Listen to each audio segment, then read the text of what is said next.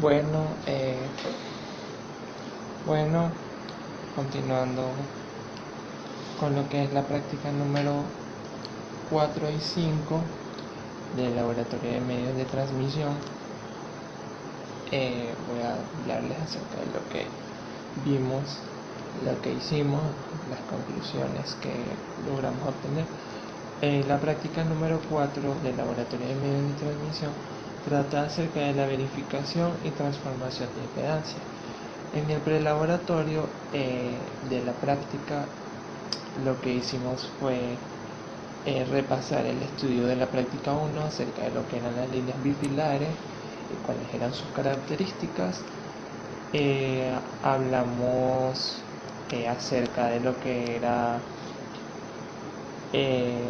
la transformación de impedancia, de lo que era el balún, las características físicas que tenía el balún, el balún 1.4 o 4.1, o sea, que básicamente era lo mismo, el 1.1. Repasamos los conceptos de lo que era longitud de onda, la ecuación de la relación con la frecuencia de la señal, en fin,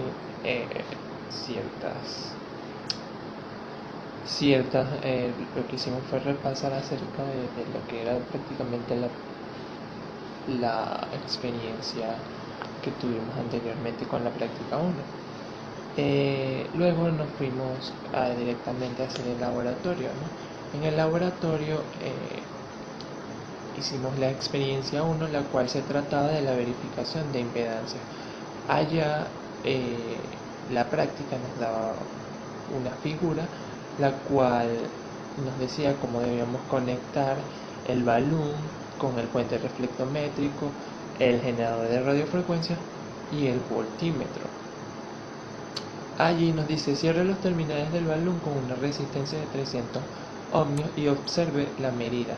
Ahí buscamos la resistencia, se la conectamos al balún y cuando medimos con el tester nos pudimos apreciar que el voltaje disminuía de 159 milivoltios hasta 152 milivoltios. Estamos trabajando en frecuencia central, la frecuencia de 703.5. Luego la guía nos dice que cierre los terminales del balún con la frecuencia de 300 ohmios, cerrada a su vez con una resistencia, con una línea de 300 ohmios. O sea, primero colocamos lo que era una línea en el balún, luego a esa línea que era la línea de 300 ohmios le colocamos otra resistencia de 300 ohmios. Y ahí pudimos observar que el voltaje seguía disminuyendo. El voltaje pasaba de 202.8 milivoltios a 164 milivoltios, perdón. Bueno, luego dice: predisponga el generador de radiofrecuencia para frecuencias más bajas y conéctelo directamente con el balún 1.4. Inserte la terminación de cortocircuito al final de la línea. Acerque el medidor de tensión corriente, es decir, el multímetro, a uno de los dos conductores y dispérselo a lo largo del mismo, que se observa. Entonces, cuando el balún se conecta directamente al generador de radiofrecuencia en modo de la frecuencia más baja, insertando la terminación de cortocircuito, pasamos lo que era las terminales del multímetro, del medidor de tensión y corriente, a lo largo de lo que era la línea a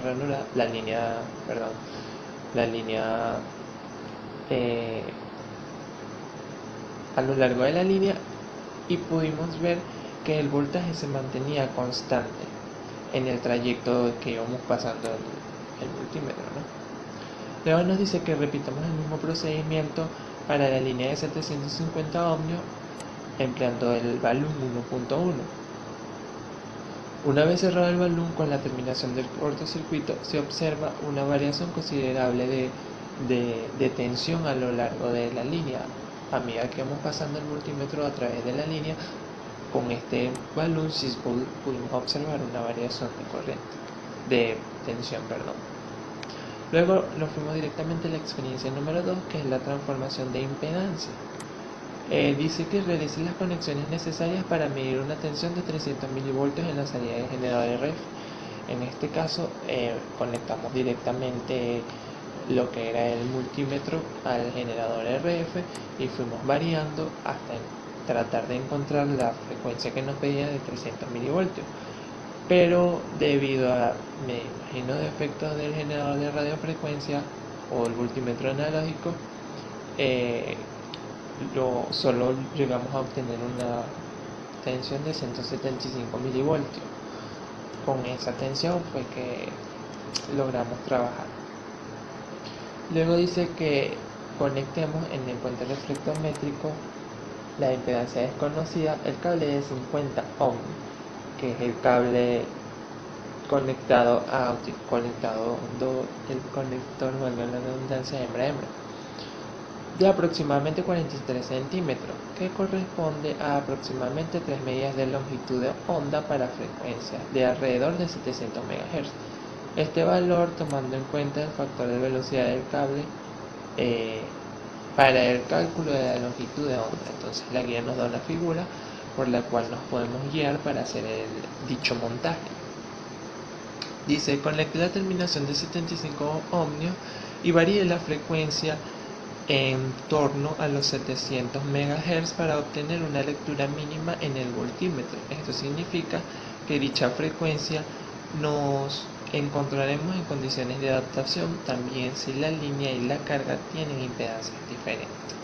Entonces, al realizar este montaje pudimos observar una disminución de voltaje de 375 milivoltios a 127 milivoltios, trabajando en la frecuencia central de 701.5 MHz.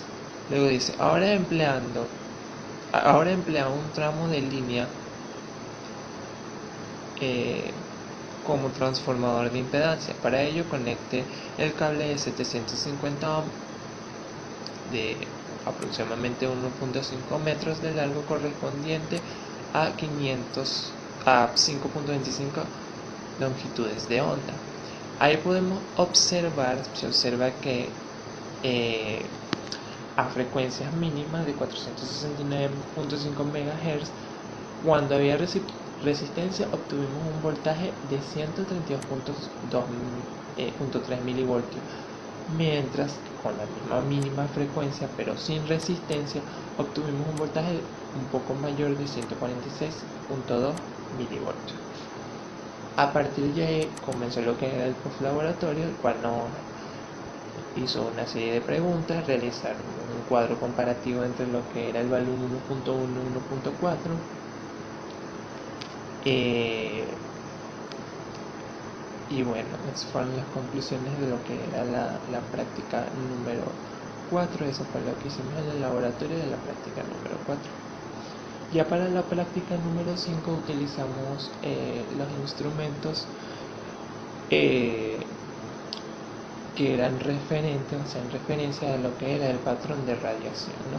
En el prelaboratorio nos preguntaron, o nos mandaron a investigar acerca de lo que era la antena espiral y cuáles eran sus características.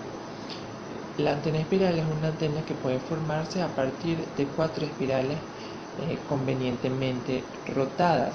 Es un tipo de antena de radiofrecuencia y microondas cuya forma consiste en una espiral o dos o más brazos.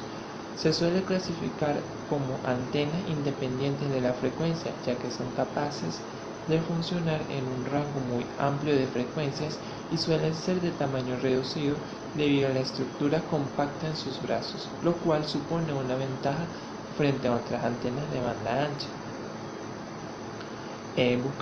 Investigamos acerca de lo que era el patrón de radiación, que es la representación gráfica de las características de radiación de una antena, los parámetros más importantes del diagrama de radiación y una serie de preguntas que nos manda el prelaboratorio, ¿no?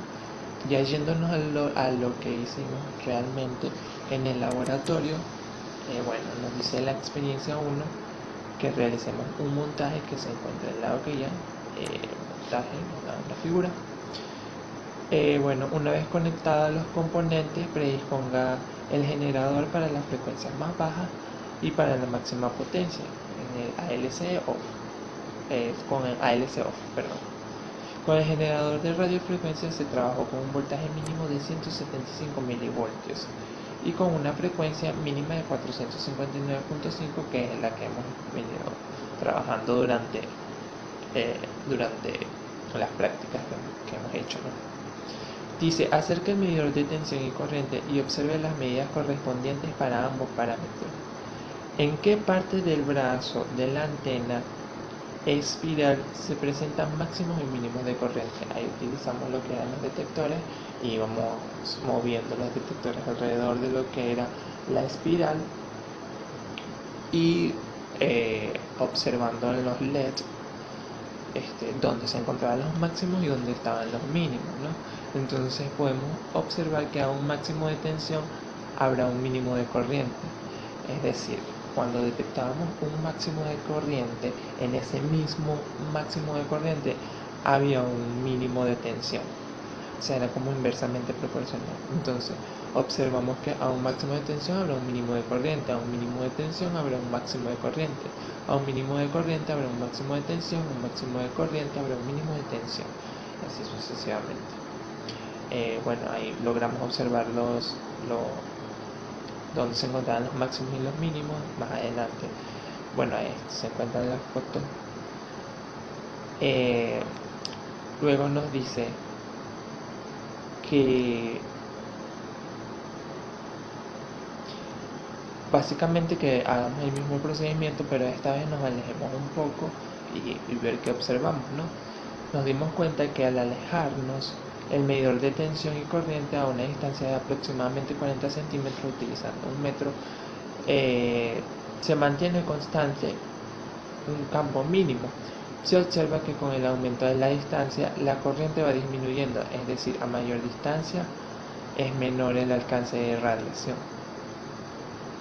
Dice, ahora predisponga el generador para trabajar con frecuencias más altas y repita los procesos anteriores.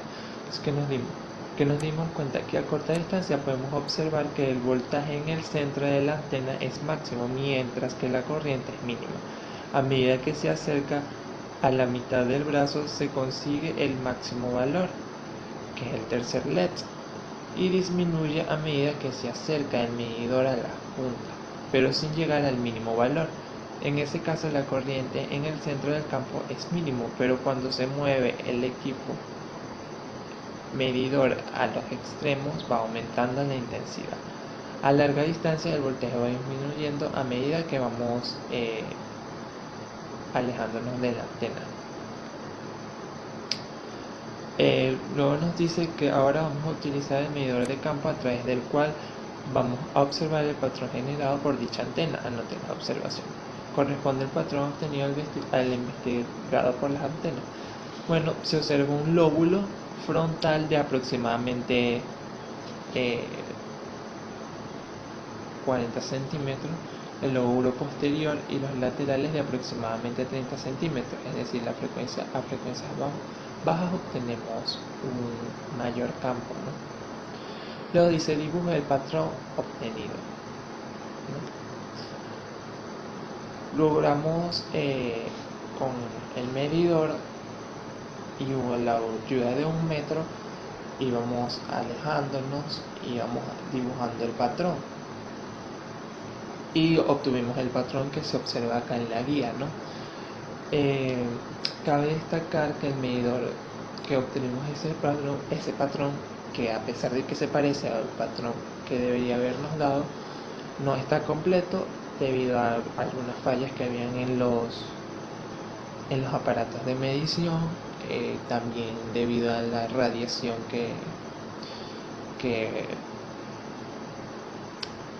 a los factores externos, debido a los factores externos que teníamos al haber varias personas alrededor de la antena. Cada persona también tenía un teléfono, eso afectaba también y nos dio una especie de lóbulo a una parte que no nos dio, pero sí se asemeja mucho al patrón que debería habernos dado. Luego de esto vienen lo que son las prácticas del post laboratorio Dice, por lo menos concluya junto a sus compañeros si se cumplen con los objetivos de la práctica. Bueno, los objetivos sí se cumplen, ya que las mediciones realizadas concuerdan con los resultados esperados y los patrones de realización son iguales a los de la referencia que logramos observar en la teoría, ¿no? En que influye la cantidad de brazos que tiene la antena espiral en cuanto a la formación del patrón de radiación de la misma. Bueno, podemos destacar que según la cantidad de brazos que posee la antena, el patrón de radiación tendrá la misma cantidad de lóbulos laterales. Bueno, ¿qué conclusiones podemos obtener de esta práctica? Bueno, a mayor distancia, menor es el alcance del campo de irradiación. Siguiendo el patrón de irradiación, se logró verificar que los laterales de la antena espiral se pierde más rápido la irradiación de la antena espiral, ¿no? Con el detector de tensión y corriente se logra establecer la relación entre esas dos magnitudes, destacando que a un mínimo de tensión habrá un máximo de corriente y a un mínimo de tensión habrá un máximo de corriente. Son inversos, ¿no? Con el medidor de campo se puede observar que el patrón de radiación de la antena y por último, bueno, la antena espiral es bidireccional. El patrón de la antena es bidireccional, ya que probamos midiéndolo por ambos lados y nos arrojó los mismos valores. Eso fue todo acerca de esta práctica y bueno, muchas gracias.